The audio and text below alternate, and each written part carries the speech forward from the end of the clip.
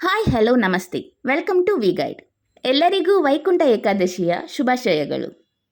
ನೋಡಿ ಇಲ್ಲಿ ಬೆಳ್ಳಿಯಿಂದ ಎಷ್ಟು ಚೆನ್ನಾಗಿ ಅಲಂಕಾರ ಮಾಡಿದ್ದಾರೆ.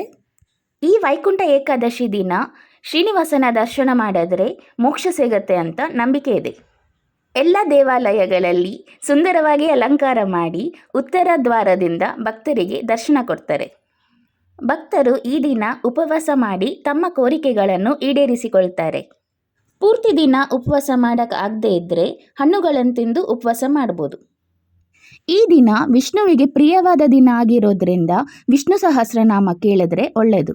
ಗೋವಿಂದ ಅಂತ ಕಮೆಂಟ್ ಮಾಡಿ ದೇವರ ಕೃಪೆಗೆ ಪಾತ್ರರಾಗಿ. ನೀವಿಲ್ಲಿ ನೋಡ್ಬೋದು ವಿಷ್ಣುವಿನ ದಶಾವತಾರವನ್ನು.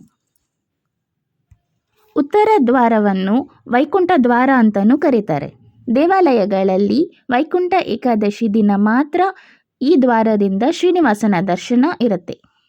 ಈ ವಿಡಿಯೋ ನಿಮಗೆ ಇಷ್ಟ ಆಗಿದ್ರೆ ಲೈಕ್ ಮಾಡಿ, ಶೇರ್ ಮಾಡಿ, ಹಾಗೆ ನಮ್ಮ ಚಾನಲ್ನ ಸಬ್ಸ್ಕ್ರೈಬ್ ಆಗೋದನ್ನ ಮರಿಬೇಡಿ. Thanks for watching.